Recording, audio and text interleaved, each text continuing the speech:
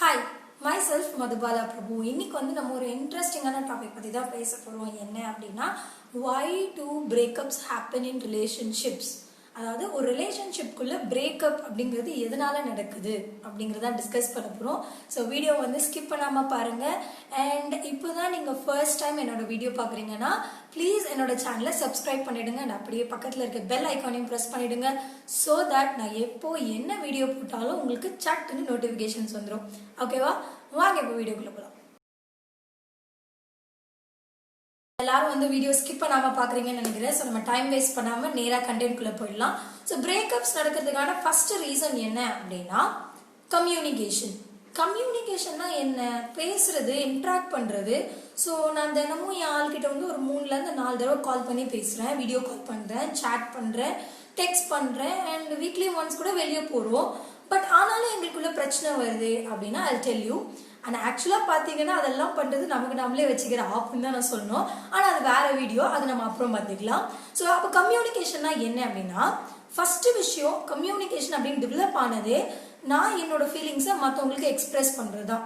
So நல்லா rewind பண்ணி think பண்ணி பாருங்க. எப்பயாவது நீங்கள் சொல்ல வந்திருக்கீங்க உங்கள் ஆள்கிட்ட, இந்த ட்ரெஸ் நல்லா இல்லைப்பா, இந்த ஷூ, அதுக்குள்ள அவங்களே ஆமால செம்மையா இருக்குல்ல, நீ அப்பவே சொல்லுவேன்னு எனக்கு தெரியும் அப்படின்னு நீங்க சட்டுன்னு உடனே வந்து ஆமா ஆமா சூப்பரா இருக்கு, நானும் அதான் சொல்ல வந்தேன் அப்படின்னு மாத்திருக்கீங்க, ரைட்?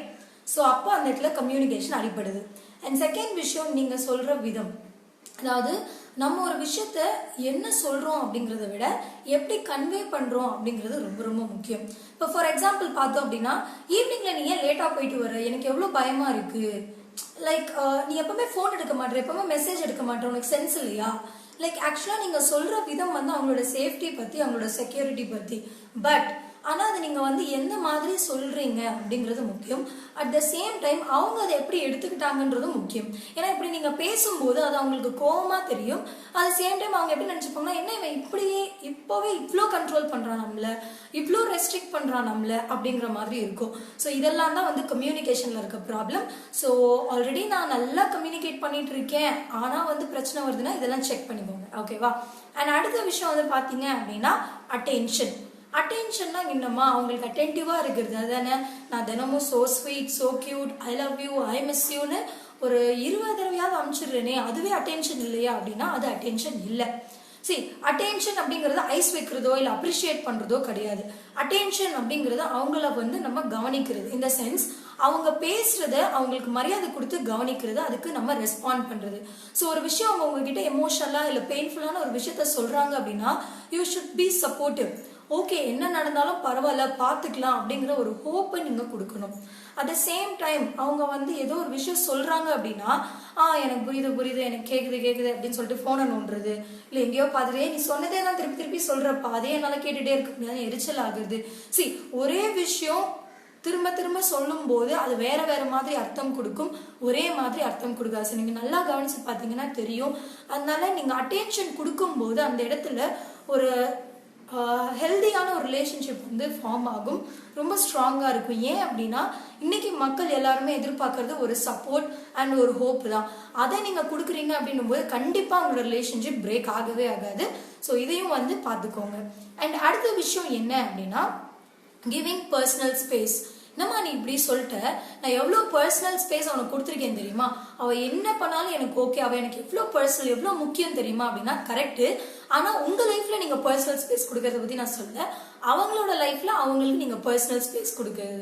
இந்த சென்ஸ் அவங்க ஆல்ரெடி பர்சனலாக ஒரு சில விஷயம் வச்சிருப்பாங்க, ஒரு சில சீக்ரெட்ஸ் அவங்களுக்கு இருக்கும், அதை போய் நீங்கள் நோண்டி பார்க்காம இருந்தாலே போதும். இந்த மீனிங், இதோட மீனிங் என்ன அப்படின்னா அவங்களோட ஃபோனை வந்து அவங்களோட பெர்மிஷன் இல்லாமல் எடுத்து பார்க்கறது, பாஸ்வேர்ட்ஸ் ஏன் போட்டு வச்சிருக்கேன் அப்படின்னு அவங்கள வந்து வேணும்னே வந்து கேட்கறது, அப்படி இல்லைன்னா அவங்களோட பெர்மிஷன் இல்லாமல் அவங்கள வந்து ஃபாலோ பண்ணி பார்க்கறது, அவங்க பெர்மிஷன் இல்லாமல் அவங்கள பற்றி வெளியே எங்கேயாவது விசாரிக்கிறது. ஸோ இதெல்லாம் பண்ணும்போது ஒரு ட்ரஸ்ட் அப்படிங்கிறது ஒன்று வந்து அடிப்படுது. ஓகேவா? அண்ட் அடுத்த விஷயம், அவங்களோட செல்ஃப் ரெஸ்பெக்டை நீங்கள் டச் பண்ணுறீங்க. இந்த சென்ஸ் அவங்களோட ஈகோவை நீங்கள் ஹர்ட் பண்ணுறீங்க. So most of the time இந்த ரிலேஷன்ஷிப் எங்கே பிரேக் ஆகும்னா ஈகோ அப்படின்னு ஒன்று ஸ்டார்ட் ஆகும்போது.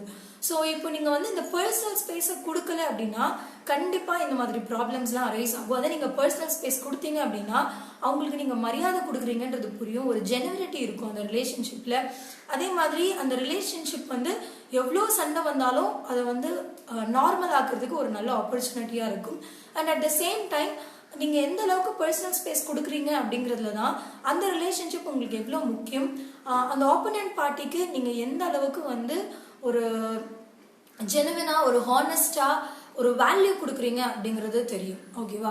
ஸோ இந்த பர்சனல் ஸ்பேஸ் அப்படிங்கிறது ரொம்ப ரொம்ப முக்கியம். யாராக இருந்தாலுமே சரி, அவங்களுக்குன்னு ஒரு ஒரு லைஃப், ஒரு வேர்ல்ட் அப்படின்னு இருக்கும். ஸோ அதை நம்ம டச் பண்ணாமல் இருந்தோம்னாலே பெட்டர். ஓகே. அண்ட் அடுத்த விஷயம் என்ன அப்படின்னா கான்ஃபரன்டேஷன். கான்ஃபரன்டேஷன் அப்படிங்கிறது ஒண்ணுமே கிடையாது, உங்க மனசுல பட்டது பேசுறது. இதே தானே நீ கம்யூனிகேஷன்ல சொன்ன அப்படின்னா கரெக்ட்.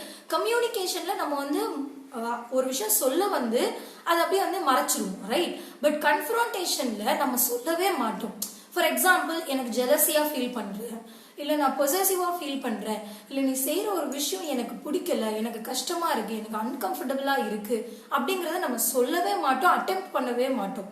ஏன் அப்படின்னா நமக்குள்ள ஒரு பயம் இருக்கும், அவங்க என்னை விட்டுட்டு போயிடுவாங்க, என் ரிலேஷன்ஷிப் உடஞ்சிரும், தேவையில்லாம சண்டை வரும், தேவையில்லாம ப்ராப்ளம்ஸ் வரும்னா டெஃபினெட்லி எஸ். பட் ஆனா நீங்க இப்படியே ஒரு பாக்ஸ்குள்ள போட்டு பத்திரமா வச்சுட்டே இருந்தீங்கன்னா உங்களுக்கு எப்படி ஃபீல் ஆகும்? நான் எவ்வளவு பண்ணிருக்கேன் தெரியுமா அவளுக்கு, நான் எதுவுமே வந்து அவ மனசு கஷ்டப்படுற மாதிரி பேசவே இல்லை அப்படின்னு சொல்லி உங்களுக்கு சாக்ரிஃபைஸ் பண்ண மாதிரி ஒரு ஃபீல் இருக்கும்.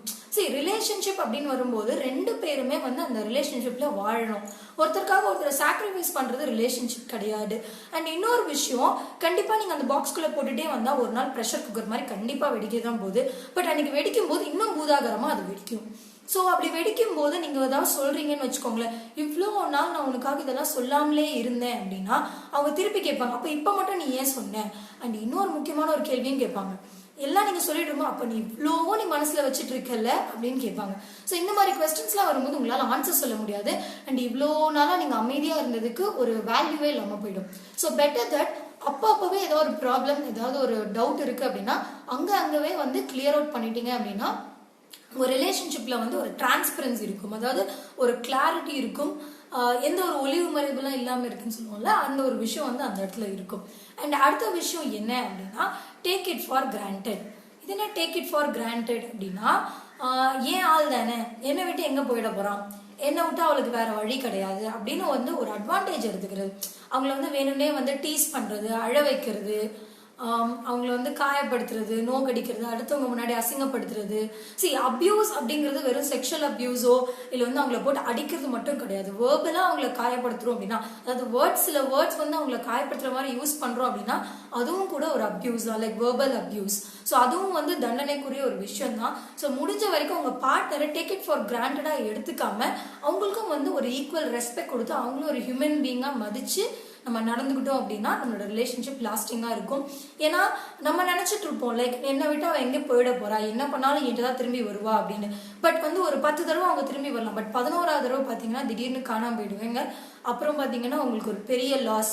ஏன்னா நீங்க அவ்வளோ தடவை அசிங்கப்படுத்த அவங்க திரும்பி வந்திருக்காங்கன்னா நீங்க வேணும் அப்படின்ட்டு தான். ஸோ அதை நீங்க புரிஞ்சுக்காம ஒரு தடவையும் அந்த ஆப்பர்ச்சுனிட்டியை நீங்க மிஸ் பண்ணிட்டே இருந்தீங்கன்னா ஒரு சர்டன் டைம்ல பாத்தீங்கன்னா அந்த ஒரு பர்சன் அங்க இல்லாம போயிடுவாங்க. அண்ட் அந்த ஒரு பர்சன் மாதிரி உங்களுக்கு வேற லைஃப்ல யாருமே கிடைக்க மாட்டாங்க. ஸோ இதெல்லாம் தான் வந்து நான் ரொம்ப முக்கியமா நினைச்ச ஒரு விஷயம், லைக் ரிலேஷன்ஷிப் பிரேக் ஆகிறதுக்கான விஷயம் அப்படின்னு சொல்லிட்டு நான் சர்ச் பண்ண வரைக்கும் முக்கியமான விஷயங்கள் இதுதான். ஸோ இந்த வீடியோ வந்து உங்களுக்கு கண்டிப்பா யூஸ்ஃபுல்லா இருந்திருக்கும்னு நினைக்கிறேன். ஸோ அப்படி நீங்க ஃபீல் பண்ணீங்க அப்படின்னா show your Thums up. And இது வந்து உங்க ஃப்ரெண்ட்ஸ், ரிலேட்டிவ்ஸ் எல்லாருக்கும் ஷேர் பண்ணுங்க. இது வெறும் கப்பிள்ஸ் அப்படின்றது மட்டும் இல்லை, எந்த ரிலேஷன்ஷிப்பா இருக்கட்டும், பேரண்ட்ஸ் அண்ட் டாட்டர் சன்னா இருக்கட்டும், இல்லைன்னா வந்து ஒரு ஃப்ரெண்ட்ஷிப்பா இருக்கட்டும், ஒரு லவ், இல்லை மேரேஜ் ஆனவங்களுக்கு கூட பார்த்தீங்கன்னா இந்த ப்ராப்ளம்ஸ்லாம் இருக்கு. ஸோ எல்லாருக்குமே ஷேர் பண்ணுங்க. அண்ட் இதுல நீங்க எதெல்லாம் எக்ஸ்பீரியன்ஸ் பண்ணியிருக்கீங்க, இல்லை வந்து எதெல்லாம் நீங்க யூஸ் பண்ண போறீங்க அப்படிங்கிறத காமெண்ட் பாக்ஸ்ல மென்ஷன் பண்ணிடுங்க. ஓகேவா? And thank you so much for watching my video. Stay happy and stay healthy always and stay connected. Okay? Bye.